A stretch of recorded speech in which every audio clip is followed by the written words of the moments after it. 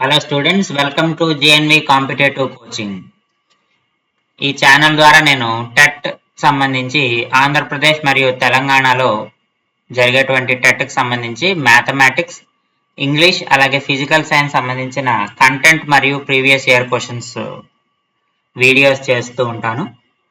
So ఇది AP TET మ్యాథమెటిక్స్లో 2024లో జరిగినటువంటి పరీక్షలో ఒక పేపర్లో ఇచ్చినటువంటి మ్యాథ్స్ బిట్స్ 30 బిట్స్ మనము ఈ వీడియోలో అయితే సాల్వ్ చేయడం జరిగింది ఎక్స్ప్లెనేషన్తో. అలాగే షార్ట్ కట్ మెథడ్స్ ఉంటే షార్ట్ కట్ మెథడ్స్తో మనం సాల్వ్ చేసాము.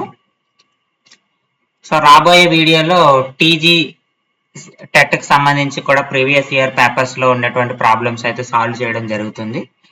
అలాగే మ్యాథమెటిక్స్కి సంబంధించినటువంటి కంటెంట్ వీడియోస్ కూడా జిఎన్వి కాంపిటేటివ్ కోచింగ్ ఛానల్లో ఉన్నాయి.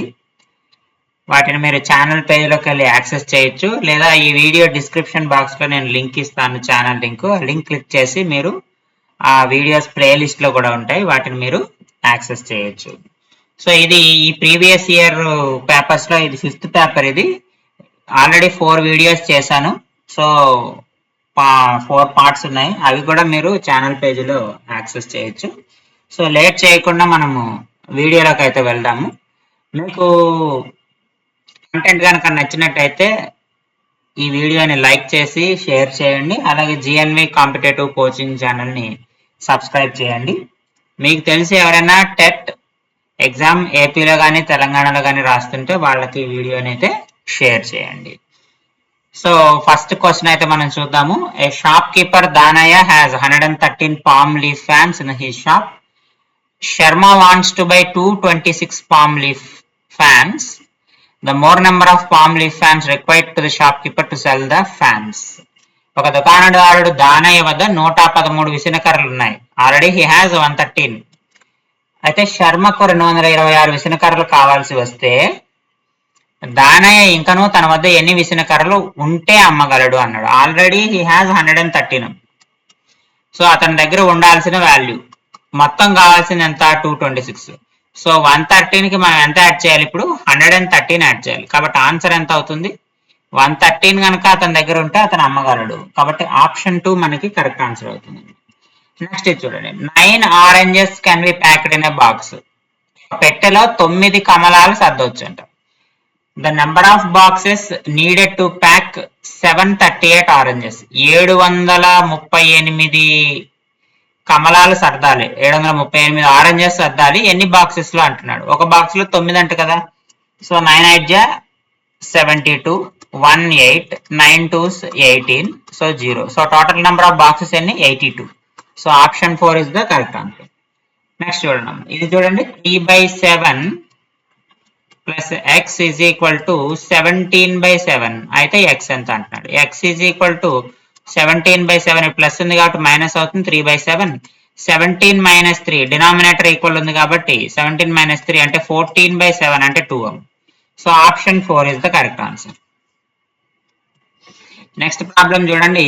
9x/7 - 6x is equal to 15 అని ఇచ్చాడు. ఎక్స్ ఈజ్ ఈక్వల్ టు ఎంత అని అంటున్నాడు. ఎక్స్ విలువ ఎంత ఫైండ్ అవుట్ చేయాలి మనం? సో క్రాస్ మల్టిప్లికేషన్ చేయండి. 15 × 7 - 6x. 9x is equal to 15 × 7 అంటే 105.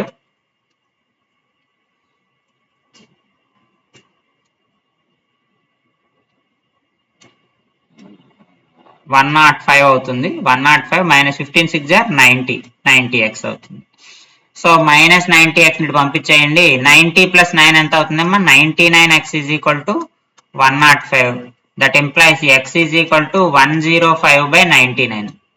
ఇక్కడ ఏమైనా ఆప్షన్స్ ఉన్నాయా? లేదు, ఆప్షన్స్ ఏమి లేదు. 33 ఉంది అంటే 3 టేబుల్లో పోతుంది. ఇది 3 టేబుల్ ఎన్నిసార్లు పోతుంది? 35/33 అమ్మ. 35/33. 35/33 ఎక్కడుంది? ఆప్షన్ 3. సో ఆప్షన్ 3 మనకి కరెక్ట్ ఆన్సర్ అవుతుంది. నెక్స్ట్ చూడండి. ఇది smallest natural number by which 392 must be multiplied so that the product is a perfect cube. ఇక్కడ చూడండి, 392ని మనం మల్టిప్లై చేయాలంటే ఒక నెంబర్ తోను ఒక నెంబర్ తో మల్టిప్లై చేసినప్పుడు it should be a perfect cube. ఇది మనల్ని అడుగుతుంది. అయితే ఎక్స్ ఎంత అని అడుగుతున్నాడు. ఈ నెంబర్ ఎంత మనకు కావాలి. దీనికి మనము ట్రయల్ అండ్ ఎర్రర్ మెథడ్ లో చేయకుండా 392కి ఫ్యాక్టర్స్ కనుక్కుందాం, ఈజీగా ఉంటుంది. 2 into 196 అవుతుంది. కాబట్టి 2 into 196 ఏం రాసుకోవచ్చు, 14 into 14 స్క్వేర్ కదా. అలాగే 2 into 7 14 మళ్ళీ 2 into 7 రాసుకోవచ్చు. 2 into 2 into 2 అంటే 2 క్యూబ్ అయింది. 7 into 7 ఉంది, 7 స్క్వేర్ ఉంది. 7 క్యూబ్ కావాలంటే అప్పుడు పర్ఫెక్ట్ క్యూబ్ అవుతుంది కదా, ఇంటూ 7 చేస్తే సరిపోతుంది. కాబట్టి మల్టిప్లై చేయాల్సిన నెంబర్ ఎంత, 2 కాదు 4 కాదు 7. 7 ని మల్టిప్లై చేయాలి. So option 3 is the correct answer. Next, the length of the crocodile is 400 centimeters. Length of the lizard is 20 centimeters. 2 centimetres ఇచ్చాడు. మొసలి పొడవు 400 సెంటీమీటర్లు అంట, బల్లి పొడవు 20 సెంటీమీటర్లు అంట. 20 సెంటీమీటర్లు 20 సెంటీమీటర్లు ఇచ్చి కూడా ప్రాబ్లం లేదు. 400:2 0 క్యాన్సిల్ అయిపోతుంది. ఇది 20 సార్లు పోతుంది. 20:1 22s are 40 కాబట్టి ఆన్సర్ ఎంత అవుతుంది, 20:1. So option 3 is the correct answer. Next 2/7 ని పర్సెంటేజ్ లోకి మార్చండి. 2/7 ని పర్సెంటేజ్ లోకి మార్చాలంటే 100తో మల్టిప్లై చేయాలి. అంటే 200/7 అమ్మ. 200/7 అంటే ఇది ఎంత అవుతుంది, 7 2s are 14 అవుతుంది. 14 అంటే 6 0 8 jar 56. 4/7 56, 60 నుంచి 56 పోతే 4 మిగులుతుంది కదా. సో 28 4/7%. 28 4/7% అంటే 1. తర్వాత స్నేహ purchased hair dryer for 5400 including 8% VAT tax. అంటే cost price plus 8% tax is equal to 5400 rupees. వాడు ఏం అడుగుతున్నాడు, కాస్ట్ ప్రైస్ ఎంత వితౌట్ 8% ట్యాక్స్ అని అడుగుతుంది. అంటే ఇక్కడ నాకు 5400 రూపాయలు 108కి సమానము, కానీ నాకు 100 రూపాయలు ఎంత అని అడుగుతున్నాడు. సో అప్పుడు question mark is equal to 5400 into 100 divided by 108. 108 ఇది ఎన్నిసార్లు పోతుంది, 50 టైమ్స్ పోతుంది. సో 50 into 100 ఎంత, 5000. కాబట్టి కాస్ట్ ప్రైస్ ఎంత అయిందమ్మా, 5000 అవుతుంది. అంతే కదా, 5 8 jar 40 కదా. సో 8% అంటే 400 వస్తుంది. కాబట్టి 5400 వస్తుంది. కాబట్టి ఆన్సర్ ఎంత అంటే 5000.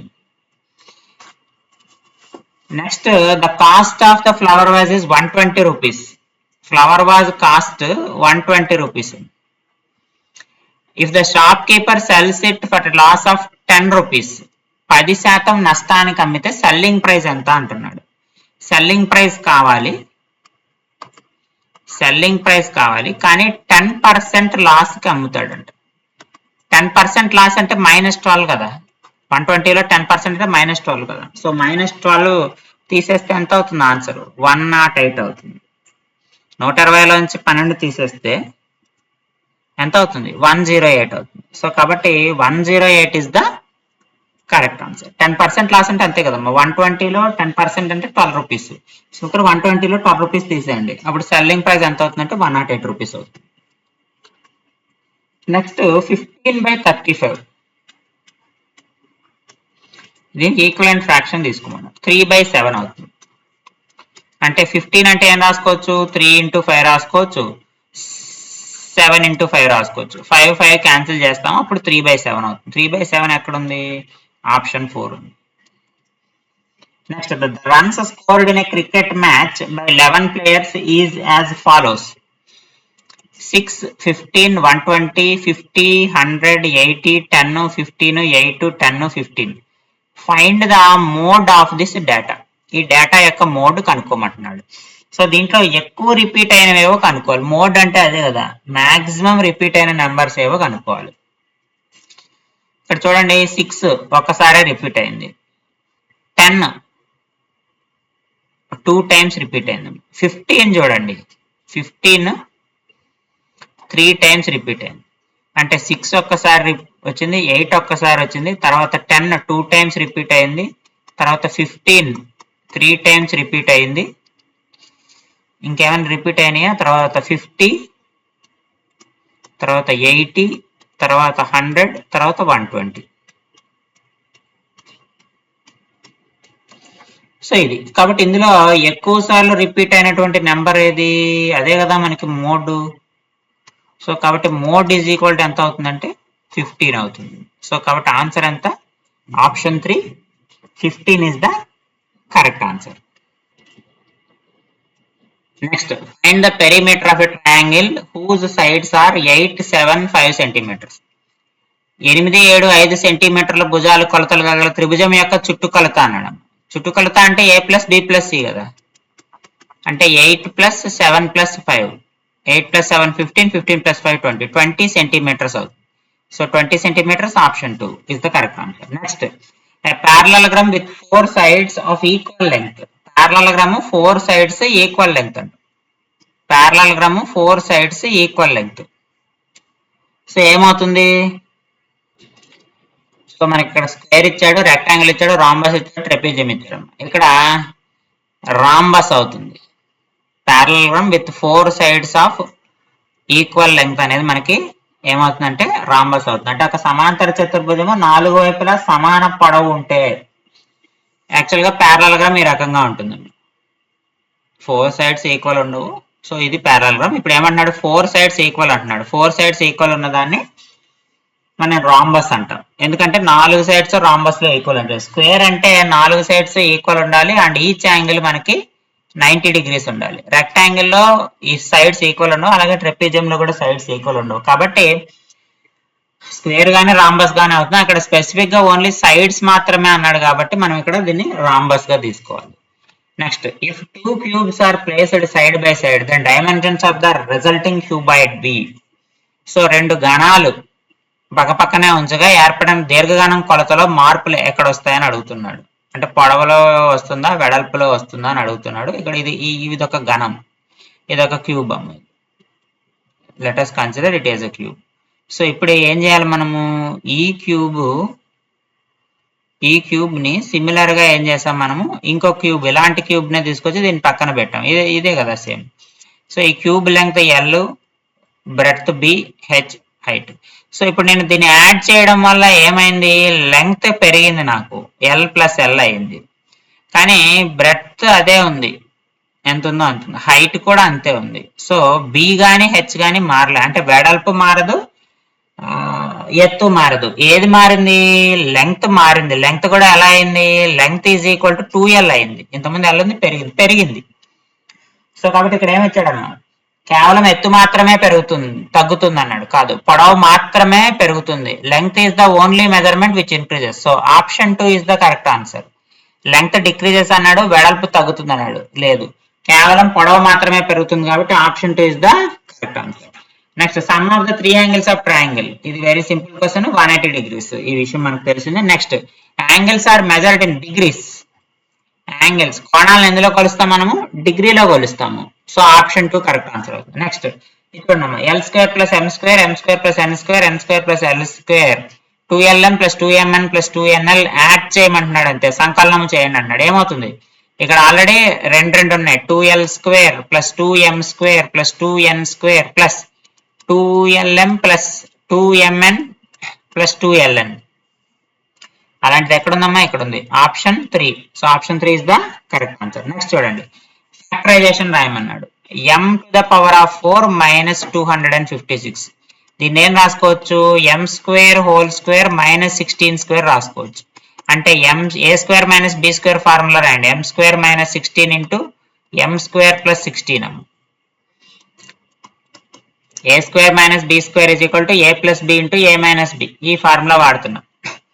మళ్ళీ ఇక్కడ a² మైనస్ b² రాయొచ్చు. m-4 into m plus 4 into m² plus 16.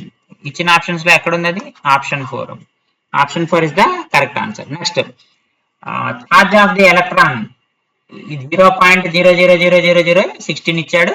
ఎన్ని కూలూమ్స్ అని ఇచ్చాడు. ఎలక్ట్రాన్ విద్యుదావేశాన్ని ప్రామాణిక రూపంలో రాయమన్నాడు. 1.6 ఇంటూ 10⁻⁻19 కూలూమ్స్. General value. ఒకవేళ తెలియపోయినా ఇక్కడ ఎన్ని సున్నాలు ఉన్నాయో చూడండి.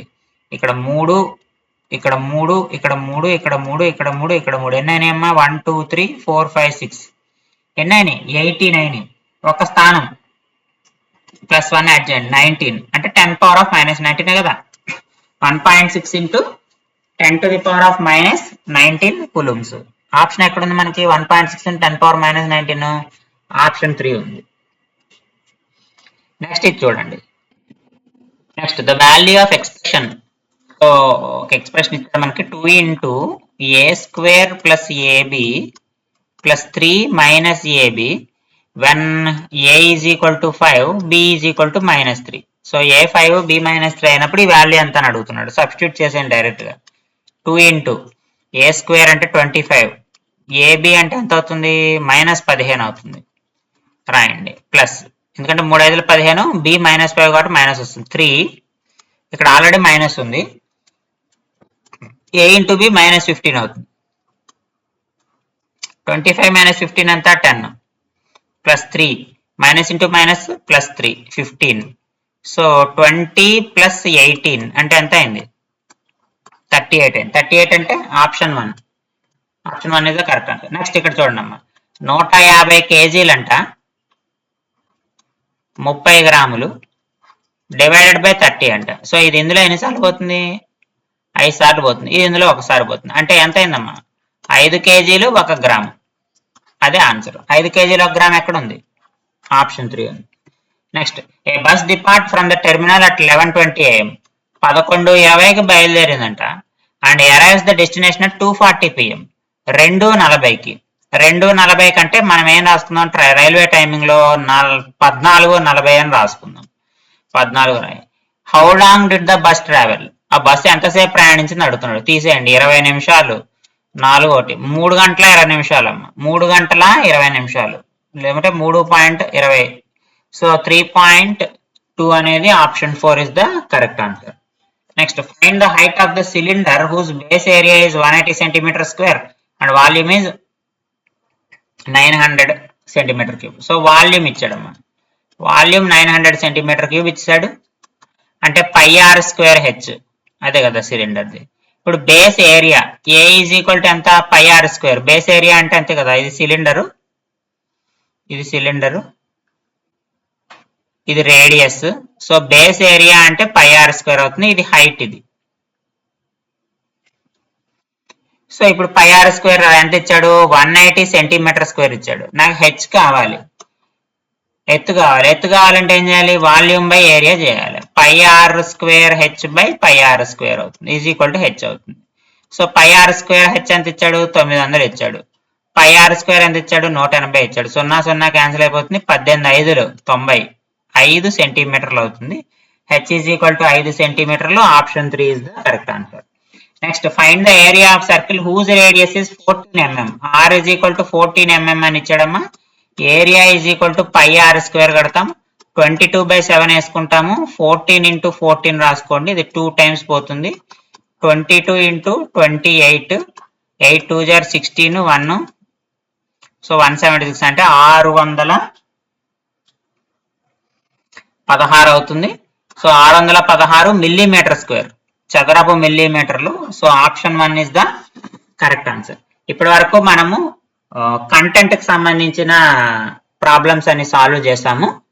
ఇప్పటి నుంచి వచ్చేటువంటి 6 బిట్స్ కూడా మనకి మ్యాథమెటిక్స్ లో మెథడాలజీ నుంచి వస్తాయి.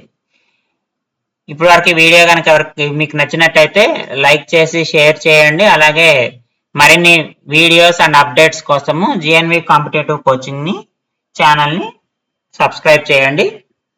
నెక్స్ట్ మనం పెడగాజీ క్వశ్చన్స్ లోకి వెళ్తే, for example we can see 2 books but we cannot see the 2. అంటే ఇక్కడ కాన్సెప్ట్ ఆఫ్ నెంబర్ మనకి ఫిజికల్ ఆబ్జెక్ట్ కి నాన్ ఫిజికల్ కాన్సెప్ట్ కి మధ్య డిఫరెన్స్ చూపిస్తుంది. అంటే 2 పుస్తకాలు చూడగలము కానీ 2 నెంబర్ అనేది non physical concept. Non physical concept అంటే ప్యూర్లీ అబ్స్ట్రాక్ట్. నెంబర్స్ అనేవి మనకి అబ్స్ట్రాక్ట్ కాన్సెప్ట్. మనకి కాంక్రీట్ అంటే సెన్సెస్ వస్తాయి. కాంక్రీట్ అంటే 5 సెన్సెస్, మనకి 5 సెన్సెస్ ఉంటాయి కదా. సో ఆ 5 సెన్సెస్ తో మనం అంటే టచ్ ద్వారా కానీ లేకపోతే సెన్సెస్ ద్వారా మనం ఫైండ్ అవుట్ చేయొచ్చు. కాబట్టి పూర్తిగా ఇది ఏ కాన్సెప్ట్ అంటే అబ్స్ట్రాక్ట్ అన్నమాట, నాన్ ఫిజికల్ కాన్సెప్ట్. ఇక్కడ మనం ఫిజికల్ గా 2 పుస్తకాలు చూడగలం కానీ 2 అనేటువంటి సంఖ్యను చూడలేం అనేటువంటి భావన అయితే మనకి ఇక్కడ వస్తుంది. కాబట్టి ఆన్సర్ ఏమవుతుందంటే అబ్స్ట్రాక్ట్ అవుతుంది. Next, according to psychology the teaching of mathematics should not only be the centre of curriculum but it also. మనోవిజ్ఞాన శాస్త్రం ప్రకారం గణిత బోధన అనేది పాఠ్య విషయ కేంద్రంగా కాకుండా ఈ విధంగా కూడా ఉండాలంటున్నాడు. టీచర్ సెంటర్డ్, ఉపాధ్యాయ కేంద్రంగా, విషయ కేంద్రం అంటే సబ్జెక్ట్ సెంటర్ గా, పాఠ్యాంశ కేంద్రం లెసన్ సెంటర్డ్, శిశు కేంద్రము చైల్డ్ సెంటర్డ్. సో ఎప్పుడు కూడా లర్నర్ సెంటర్డ్ ఉండాలమ్మా, అంటే శిశు కేంద్రంగా ఉండాలి. Teacher centred, subject centred, lesson centred గా ఉంటే మనకి ఆ లర్నింగ్ అనేది అంత ఎఫెక్టివ్ గా ఉండదు. కాబట్టి లర్నర్ సెంటర్డ్, ఇక్కడ చైల్డ్ సెంటర్డ్ అని ఇచ్చాడు కాబట్టి ఆప్షన్ 4 మనకి కరెక్ట్ ఆన్సర్ అవుతుంది. Next, the method of teaching in which the teacher creates opportunities for students to learn themselves without directly informing the subject. ఉపాధ్యాయుడు విషయాన్ని పిల్లలకు తాను తెలియజేయకుండా విద్యార్థులు తామే స్వయంగా తెలుసుకునే అవకాశాన్ని కల్పిస్తూ బోధించేటువంటి పద్ధతి అన్నట్టున్నాడు. అన్వేషణ పద్ధతి, నిగమ పద్ధతి, ఆగమన పద్ధతి, సంశ్లేషణ పద్ధతి. Heuristic method, deductive method, inductive method, synthetic method. Already మనం చెప్పుకున్నాం డిడక్టివ్ మెథడ్, ఇండక్టివ్ మెథడ్ ఒకదానికొకటి ఆపోజిట్ గా ఉంటాయి. సింథటిక్ మెథడ్ ఏమో మనకి నోన్ టు అన్నోన్ వెళ్తుందని, ఇదేమో specific to general, general to specific వెళ్తుందని చెప్పుకున్నాం. కాబట్టి 3 మెథడ్స్ కాదు, మనకి ఇక్కడ వచ్చేది ఏంటంటే హ్యూరిస్టిక్ మెథడ్. హ్యూరిస్టిక్ మెథడ్ అనేది ఎక్స్ప్లోరేషన్, ఇందులో మనకి 3 పార్ట్స్ ఉంటాయి. Exploration, experimentation,